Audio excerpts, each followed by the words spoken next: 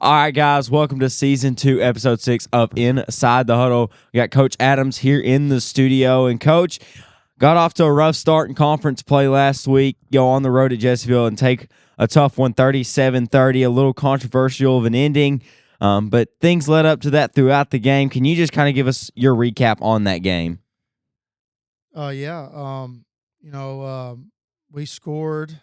We scored early. It was, first of all, Jessieville onside kicks the whole time, and matter of fact, later in the game, we gave them one from an onside kick that gave them the advantage. You know, they wouldn't score. We couldn't stop them all night, but we scored. It was just back and forth the whole time. Angel Velasquez scored a couple touchdowns there late, but what I was mostly proud of, and I'll say this, and I'm moving on to Glen Rose because that's our focus this week. We had to put this one behind us. But what I was proud of is we were down 15 points, and the kid that muffed, he played it really well. It just got between his legs, and Jessieville got up under him and got it.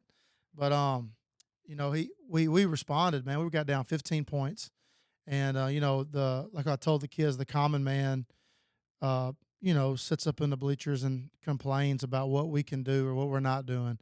The common man hangs their head. The common man finds an excuse. But what our kids did was they knew we were making mistakes on defense. We actually got some corrections finally. People don't realize that. All our kids play both ways, so they're on the field. The only time we can correct is during a timeout, a quarter break, or halftime. And so we made some good halftime adjustments, and we finally got them stopped on that last drive. A big holding penalty helped us. And we made them punt. We had to burn 2 timeouts. We made them punt, and we were down one score. We'd already cut the lead to a one-score game. We finally got a stop. They punt the ball. The punter bobbles the snap.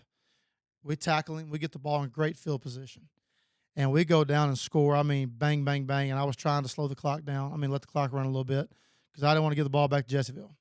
So with 17 seconds, something we practice over and over. In the summer, we practice it once or twice here and there during the season. But in the summer, it's one of our pressure situation conditioning drills at the end of practice. And we drive the field with we would do our red O. Well, in the goal line, I may call after we get down to the goal line, I call timeout. And I told the kids, I said, listen, I burned my last timeout. This is the play we're going to run. We got 4 yards. We're going to find out who's got. Excuse me, I can't say what I said in the huddle. We're going to find out who the bigger man is. All right, and so we run the play, and I thought Angel got in. I thought we scored, so I was calling my 2-point play, and I look up, and our kids, just like they're coached to do, they line back up on the ball in our red offense. Everybody's set. We're waiting on the officials. Well, I didn't know the whole story until I watched the film. But what happened was Angel tosses the ball to the official, who drops the ball, who then kicks the ball, who then Jessieville picks it up and gives it. They were trying to give it to the official too. They were even trying to help us. They gave the ball to the official. He then takes the ball and tosses it across the field like we're about to kick an extra point, and they put it on the line for at the 3-yard line, and the clock expires. At that point, there was 12 seconds to go when Angel was tackled and they called him short. Our kids didn't panic. Our kids did what they were coached to do. The officials panicked. And here I am making excuses. This is just the truth, though. And they didn't get the ball set. And I told the boys, I said, we were going for 2 to win. They knew we were.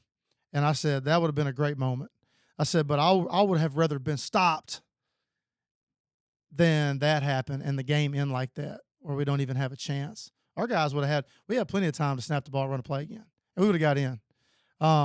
But I just hate how it ended. But anyway, I was proud of how resilient we played and how nothing bothered us. Nothing altered our course.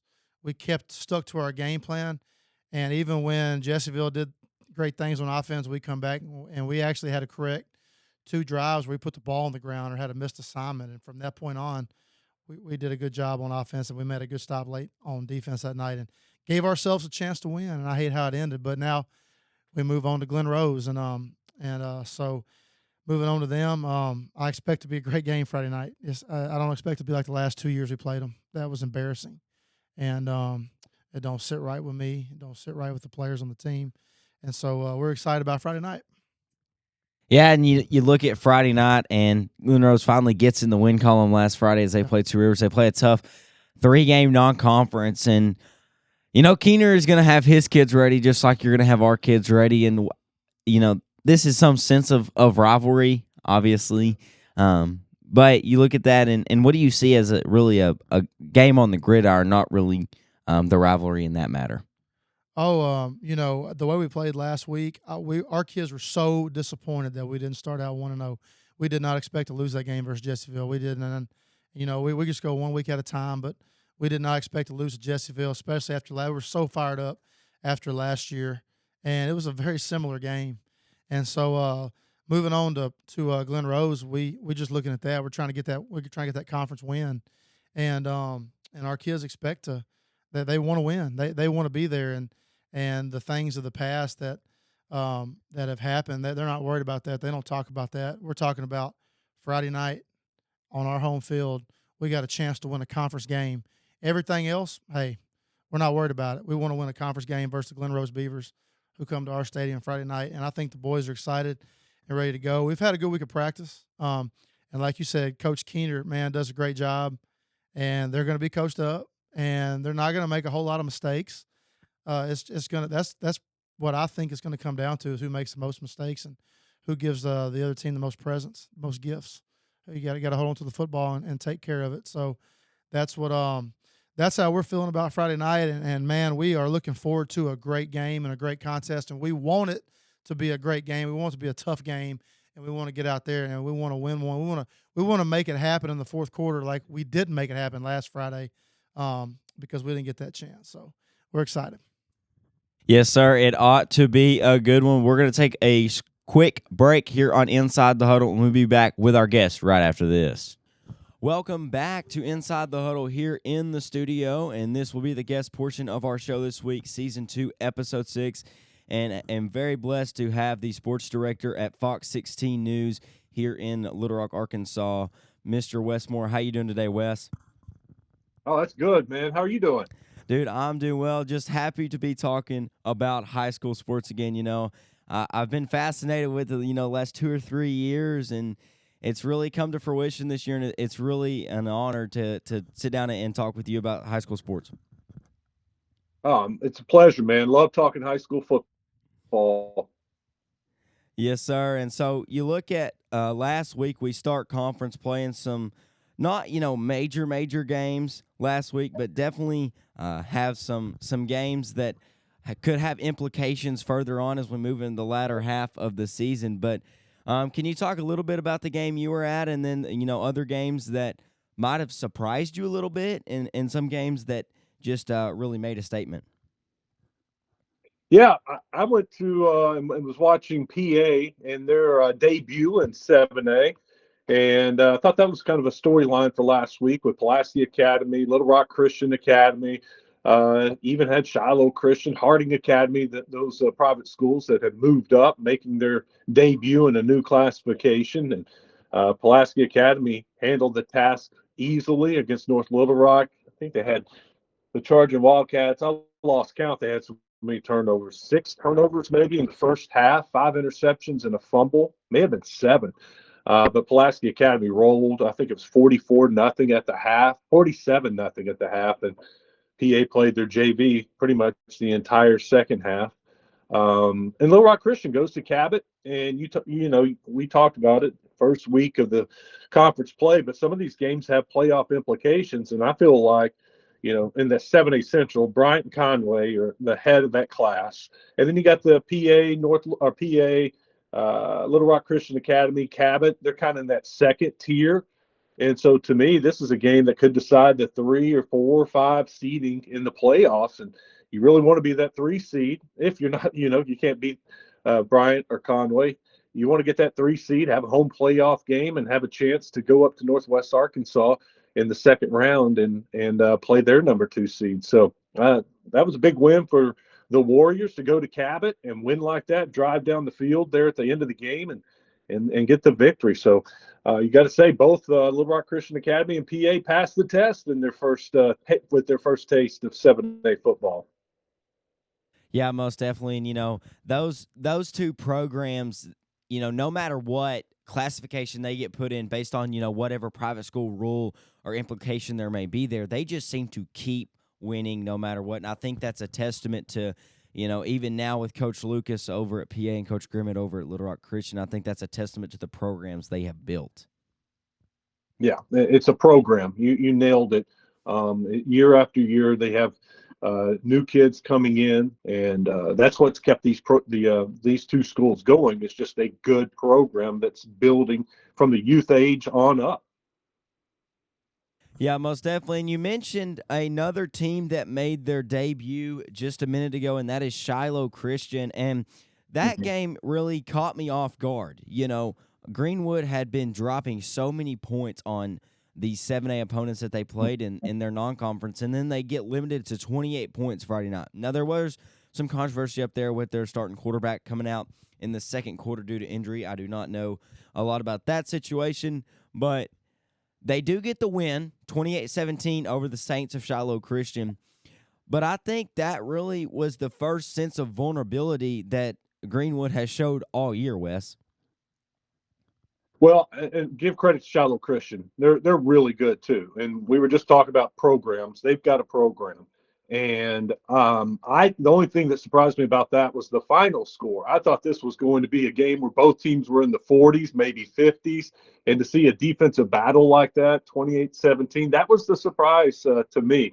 I thought with Greenwood, I know their offense is very good. And my question is, their defense, is it good enough to, win a state champion? That would be the only reason they wouldn't win a state championship. And their defense, man, they came out and made a statement, holding Shiloh to just 17 points. And then, to pull away in the second half with their backup quarterback says a lot too. That this is a good team. Well, we knew they were a good team, but for Shiloh to hold them to 28 points, that was a statement, man, because Greenwood came in the game averaging, what was it, about 60 points a game? Or they were just a hair over 60, I believe, because they were right around 200 points through 3 games. So to hold them to 28 points, that was a good defensive battle. That was a good football game. Yeah, it definitely was. And, they they dropped 70 in the first game. Then, week one, they dropped 50, and then get limited to 28. I think that really is a testament to Shiloh and what the program they have going up there. But you look at other games around the state, was there any certain one that really, surprised you, maybe in a sense, that a team won that really wasn't supposed to win, or a blowout game? I don't remember anything that was a huge surprise. Maybe the Forest City Lone Oak score. Both of these, we went to this game, and it was interesting because you had first year head coaches at this school looking for their first win. Clay Bimberg, who was the offensive coordinator at Parkview, and then of course Reggie Swinton at Forest City. And Forest City had been putting up some points all season long, and they were right there on the cusp, playing close games. And Lone Oak, same thing. And for Lone Oak to shut them out like that and win, that was a little bit of surprise the way they won. I wasn't surprised they won, but to shut them out and to win like they did, that was a little bit of a surprise. Maybe the conditions, it was a wet night, and may have had something to do with the struggles for Forest City offensively. But congratulations, Coach Bimberg. That was, he was so happy. We talked to him after the game, and just so excited for the program and his team. And he kept telling them that, non-conference is over. It doesn't matter that we didn't win the non-conference games. This is what matters. And they start conference play out with a W. So that was big for Lone Oak. At Morrilton Greenbrook, I thought that was a heck of a game too. We went to Morrilton for that game, and for Morrilton to come back and get that victory late in the game, that was big for the Devil Dogs, because both of those teams feel like they have a chance to win that conference, and so that was a big win for Morrilton. Most definitely, and I want to hit on one more game in the 5A, as you mentioned that Morrilton game. Hot Springs Lakeside and Camden Fairview. 2 or 3 Yeah. years ago, Hot Springs Lakeside just really didn't have anything, and they promote Coach Rockwell to head coach, and he builds a coaching staff. And in the last 2 years, they have beaten Lake Hamilton, and then they've also had these big wins. And you look at Camden Fairview with Trent Haygood and people of that nature, and then Hot Springs Lakeside gets the win 43-36. What does that tell you about Hot Springs Lakeside and now their ability to compete in a very, tough 5A conference with Parkview and Camden Fairview and people of that nature? Yeah, we knew Lakeside was going to be good. I talked to all the coaches this summer, and they were raving about Lakeside, whether it was a team camp, the 7-on-7 competitions, how well they played this summer. So we knew Lakeside was going to be able to replace so many of those skill players that they had last year. And you look at it, 34 points against Lake Hamilton, 56 against Sheridan. That was on TV, that the KARZ Fearless Friday game of the week on a Thursday night. And but we knew this was going to be a good game. So we sent one of our reporters, Chester Lucas, down to Camden, and we were live down there for that game. And 43-36, they continued to put up points. Look, the only loss is against the Robinson, and we got Joe T ranked number 2 in the state. That's a good team. Lakeside's a good team. We're going to go down there again this week for the Magnolia game. That's a big game in that 5A South. Look, everybody wants to knock off Parkview, and I think a lot of people feel like Parkview is going to win that conference, but you got to take care of business before you get to Parkview, and that's what Lakeside's doing right now by knocking off Camden Fairview. I think Camden Fairview is a playoff team. Magnolia, that's another playoff team. So this is a big game for Lakeside this week. Yes, and just to mention, Magnolia got the win last week against Arkansas High, so 2 undefeated conference teams going into that game, so that would be a good one. It seems like, yes, Parkview has the edge in that 5A South, obviously, as they took care of Hot Springs handily Thursday night. But playing for the 2 seed could really mean something in that 5A South. No, Lakeside will play Parkview the last week of the season, and if they continue to take care of business, that could set up a winner take all scenario for that 5A South. But that was a big win for Lakeside to go to Camden Fairview, and this week they got Magnolia at home. That's a huge test. You win those 2 games, you're set up to be the 2 seed at the very worst in the 5A South, and you take care of business against Texarkana, Hope, and the Queen, and then that could be a huge matchup in the 5A South on November 1st. Most definitely, and some eyes will be on that. If Hot Springs goes through conference play undefeated, that game at War Memorial will be big. But I want to move down a couple classifications.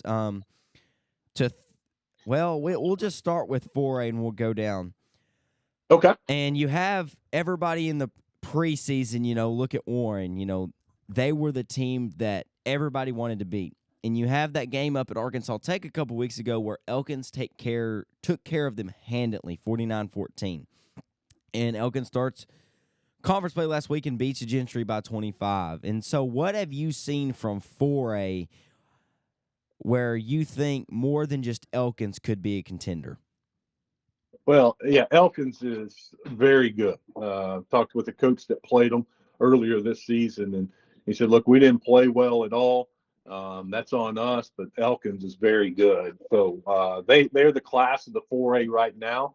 I haven't given up on Arkadelphia. They played a tough non-conference game or non-conference schedule, but they go down, take care of Nashville, beat them by 30. So I think Arkadelphia is a team to keep an eye on. We're going to go down to Arkadelphia, this week for the matchup against Bauxite. Bauxite put up a ton of points this week against Fountain Lake. But that's going to be a fun game. But Arkadelphia, I would say, is probably the second best team. Still trying to figure out about Malvern. Malvern's 4-0, and they've done everything they're supposed to do so far. That's going to be a fun 7-8 or 4-7-8 matchup when Arkadelphia and Malvern play at the end of the year. Mills, keep an eye on Mills. Mills is been off the radar because of the lack of games, the lack of home games. And once again, they're going to Heber Springs this week That might decide their conference title right there. But I was looking at Mills' schedule after this Heber Springs game. They don't play another game outside of the Metro for the rest of the year. They'll play at home for a couple straight games, and then they go to Hall and CAC, and then they finish at home against Lone Oak. So after being on the road so much to start the year, they went to Blytheville and Ashdown, and then last week to Bald Knob, this week to Heber. That, you know what? Mills hasn't played a home game yet. How weird is that? They haven't played a home game this far into the season. Their first home game will be October 11th. Their game against Watson Chapel was Watson Chapel decided not to play that game, so that was supposed to be their home non-conference game. But Mills, I don't know what to think about Mills yet. You know, they beat Blytheville 46-6. They shut out Ashdown. They shut out Bald Knob. So they got something cooking there. And there's a reason why a lot of people have Mills in their top 5. So can't wait to go out and see Mills for myself and see how good they are. Yeah, that's crazy. They won't play a home game until October 11th. That's scheduling that is almost messed up. But they are proving stuff by playing these games, and I think they very well could march through their conference. I think they could, but we'll have to see. And then you hit. That's why I think. Go ahead. I think Heber Springs is probably the second best team in that conference, but I think they'll roll through Fort City, Riverview, Hall, CAC. With all, CAC lost a lot of transfers, and so they're not as strong as we thought they might be. And then they'll play Lone Oak the last week of the season. So yeah, this this game could honestly decide the conference title. It definitely could, and Heber beat CAC by a last-second field goal last week, so that was a pretty good game. And I wanted to hit on that Bauxite Fountain Lake game. That was something else. A lot of people look at Marcus Wimberlin. He posted his stat line on his Instagram earlier this weekend, and it was very something. But what I noticed in that stat line is Elijah Perry also had 4 touchdowns too. So they each had 4 touchdowns rushing, and then Marcus had 1 receiving. So I just don't understand how you put that many points up in a game. Where do you find the time to do it? You see that and you're like 78-72. That's insane. Yeah, 150 points, and what I see, it was the 4th or 5th most points ever scored in an Arkansas high school football game, maybe 3rd most. I saw the stat earlier over the weekend, and I've already forgotten it, but I can't imagine being at that game. And I mean, you couldn't. You'd have to leave out touchdowns on your highlight reel. We don't have or you just devote your entire 30-minute show to the highlights of that game. That had to be insane, back and forth.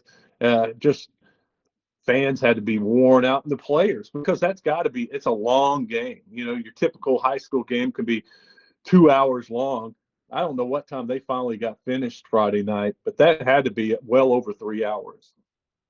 Most definitely, and this is a different perspective of that game. But being in the band, and we have to play the fight song every time somebody scores for our team. I would not want to be in the box out of the Fountain Lake band that night, because I went and saw Fountain Lake and Cutter play in the Battle of the Gorge, and I knew Fountain Lake would throw the ball because that's what they did majority against Cutter, but I honestly didn't know how they would fare in the 4A7. But I think only losing by 6 in this game kind of says a little something for Fountain Lake when yes, they beat Cutter by 20, but it's different, 3A4 and 4A7. Yeah. Yeah, you got to think. You got Arkadelphia, Malvern, Bauxite. Nashville's down a little bit. I mean, Fountain Lake's got a shot to be one of the 4 or 5 seed in that conference. They most definitely do. And then you move down to 3A, and 3A is almost sort of it's a crazy mess. Obviously, a lot of people are high on the Greyhounds of Newport with Keandre Barker up there and Amari Wren. a couple of transfers there, and then you have your Walnut Ridges, you have your Yep. Prescott's, you have your Boonevilles. Who has set themselves apart in 3A for you? I'd say Boonville. I'd make them my favorite in 3A right now. And then you've got that little triangle in Northeast Arkansas, Newport, Rivercrest, Walnut Ridge. And then I'll always keep an eye on Prescott because, the Curly Wolves are going to be there. So right now, I'd say those 5 undefeated teams are kind of the class of 3A. And I think I'm trying to think off the top of my head. I believe one of them they play each other this week. Let me go to the schedule for 3A. That may be a showdown in Northeast Arkansas that need to keep an eye on for this week. I think we I do like have a Mayflower too. showdown. I think Mayflower's a lot of fun. Yeah, Rivercrest and Newport play this week. That's right. Is that game at Rivercrest or at Newport? It's at Newport. Oh, man, that's going to be a good one. Yep, and That will be a Walnut very good Ridge. game. Walnut Ridge goes to Osceola. So that's a nice weekend up in Northeast Arkansas.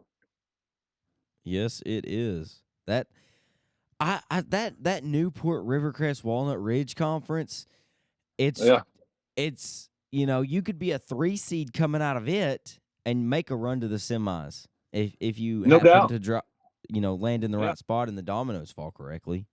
Yeah, just think, and heck, even Osceola, if that's the way it kind of ends up, and they're the 4 seed, they're going to be a tough 4 seed for somebody in the playoffs. But yeah, that's wild to think. Either Newport, Rivercrest, Walnut Ridge, one of those will probably be a 3 seed.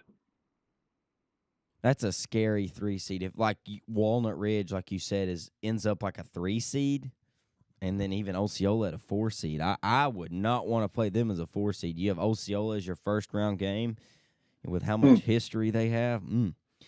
But I want to talk a little bit about 2A, and then we'll move on to this week.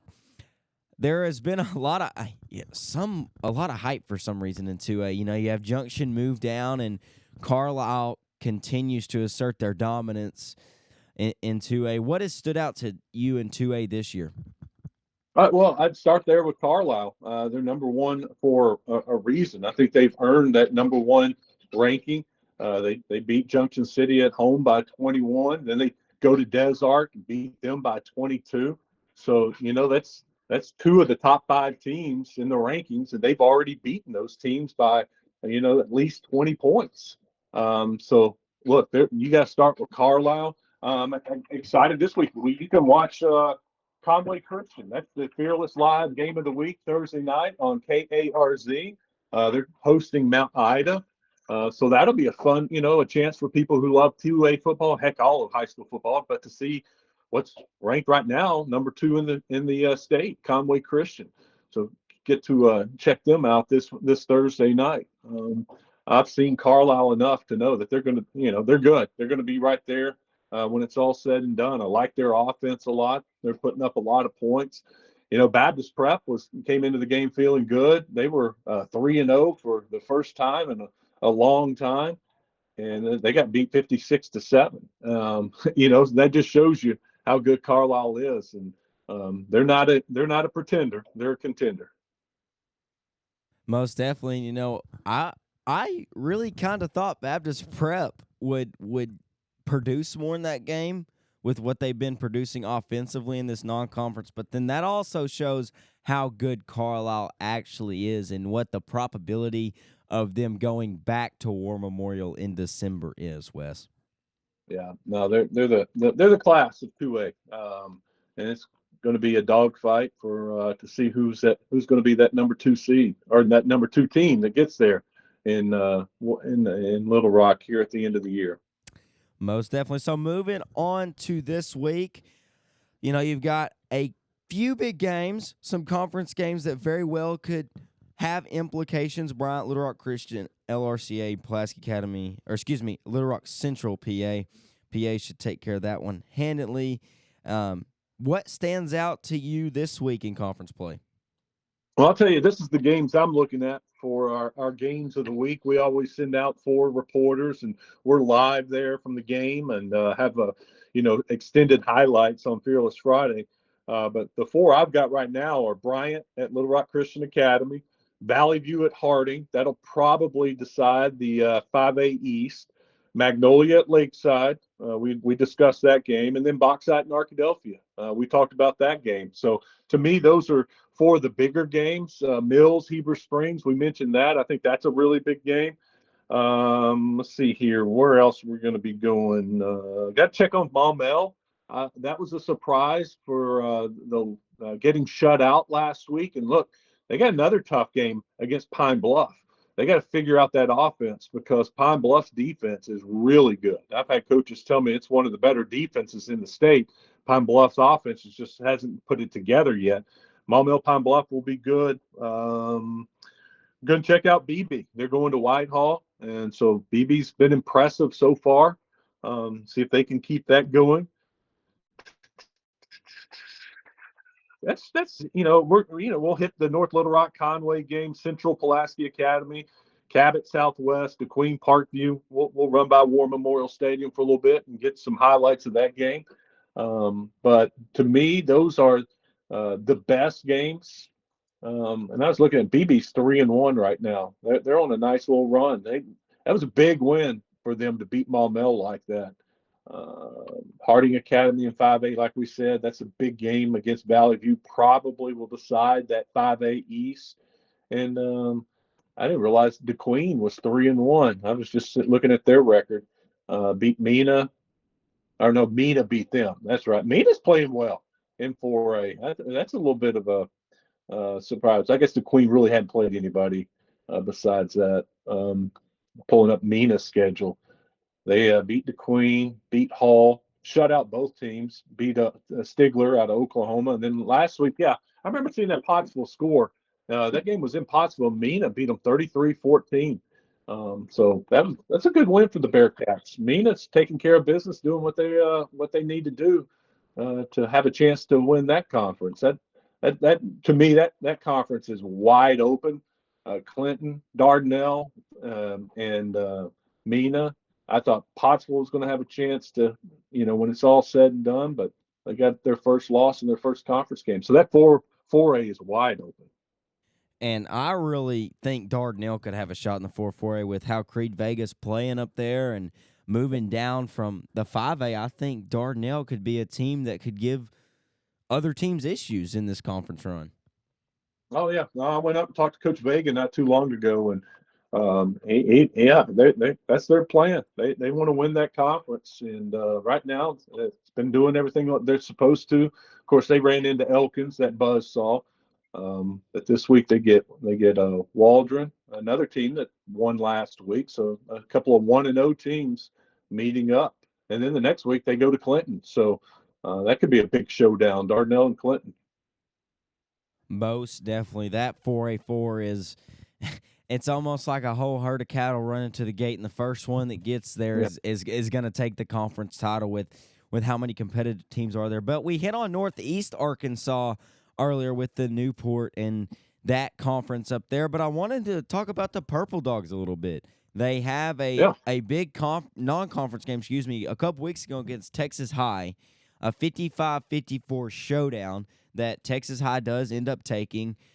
What do you look at when you look at Fayetteville and you say, okay, they're probably more than likely the team for the 7A West?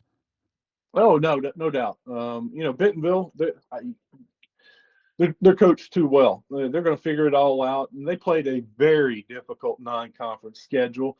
I'm not counting out Bentonville, but right now Fayetteville's the team to beat. Rogers has looked good too. Some people think Rogers may be the second best team in that 7A West. They look at their schedule. I saw the North Little Rock game, 43-0. They lost to Muskogee. That's it. Beat Sheridan. That was on TV. And last week they beat Northside. And I talked to Coach Kelly, and he said that Rogers offense is legit. They've got a good offense. And this week, Rogers hosts Fayetteville. So that'll be a fun game. That's probably the best game up in Northwest Arkansas this weekend. Most definitely. And I was just looking on Fearless Friday, and Fayetteville leads the Fayetteville Rogers Series 19-3 since 2002. So Fayetteville has definitely got Rogers' number in that. But you hit on a very interesting topic in your last statement about Coach Kelly. And Sheridan is probably the team with the most hype around the state of Arkansas, just as Coach Kelly returns to high school coaching. What have you seen from Sheridan so far, just as a team, if you take all the hype away from it? I'd start with Isaiah Stevens. I mean, probably the best sophomore in the state. Dude is electric, fun to watch. Every time we go, he supplies great highlights for us. And then last week, I mean, we had the highlight. They ran the hook and lateral to an offensive lineman. A big guard takes the lateral and rumbles in from about 5 yards out for the touchdown. And the team went crazy. That's just so great for the team when you get the big man scoring a touchdown. Everybody was so excited. They had a throwback play. Your typical Kevin Kelly offense. They put the quarterback in motion, or maybe it'd been the backup quarterback in there, and they throw it out wide to him. He throws it all the way back across the field to Stevens. He catches it with 3 blockers in front of him and just walks into the end zone. But they're putting up points. Their quarterback they're getting good quarterback play. They've got a nice offensive line. They've got some size. They're young. A couple of sophomores on that offensive line. But Sheridan, they're a playoff team. After beating West Memphis, they should. They got Sylvan Hills still. So Sheridan beat Sylvan Hills. They're at least the 6th seed. But I'm not counting out and just saying that's as good as they can do. Granted, West Memphis is down. We know that they're not the typical West Memphis. But they took care of business, and you got to get 2 conference wins to get into the playoffs, and they got the number 1 this week. They go up to Jonesboro. Jonesboro's a big team. Jonesboro showed against Benton last week that they're non-conference. They played a tough non-conference, but they're going to be a playoff team in that 6A. Then I'm looking at Sheridan's schedule. Then they host Benton, very tough 2-game stretch. I tell you, that Catholic game, that'll be a fun game to watch. Sheridan and Catholic. Sheridan hosts that in October. Then they go to Marion. Then Sylvan Hills comes to Sheridan. And if, my thinking is they win that game, they're a playoff team. And then they finish down against El Dorado. So they may could sneak one more win out of there and get 3 conference wins. But I think at the very worst, Sheridan will get a couple of conference wins and get to the playoffs. Yeah, that conference is not the easiest thing in the world. Most definitely with Benton and El Dorado, and it's not like Marion. that. Marion. I had Coach Toddy on the podcast last week, and he was talking. Wynn played Marion, and Wynn doesn't have the numbers that a normal 5A school has. And he said he talked to the Marion coach, and they came out and dressed 82 kids. So wow. That's impressive. He said he has about 45. So it was a really, really fun interview to interview him. But I really appreciate you coming on the show this week, Wes, and I look forward to talking to you soon, and have fun covering all those games Friday night. You bet. It's going to be a great Friday night. Catch us on Fearless Friday. Be Friday night after the football game. We probably won't get started until about 10:30, but that'll give everybody a chance to get home and from their games and watch Fearless Friday after the Big Ten game. Yes, sir. I will be tuning in, and we'll talk to you later. See you, Doug. Take care. You too. All right, guys, that was the sports director of Fox 16 News here in Little Rock, Arkansas, Mr. Wes Moore. I truly appreciate him being on the show. Another great guest, another great episode of Inside the Huddle. Big shout out to my sponsors, Hartzell's Farms and Excavating and Razorback Camper Sales, 2 great companies with great people behind them that have been giving me support for the last couple years to keep this show coming to you here on YouTube. So make sure you subscribe and like, comment down below what you think about the show, and I will see y'all next week on Inside the Huddle.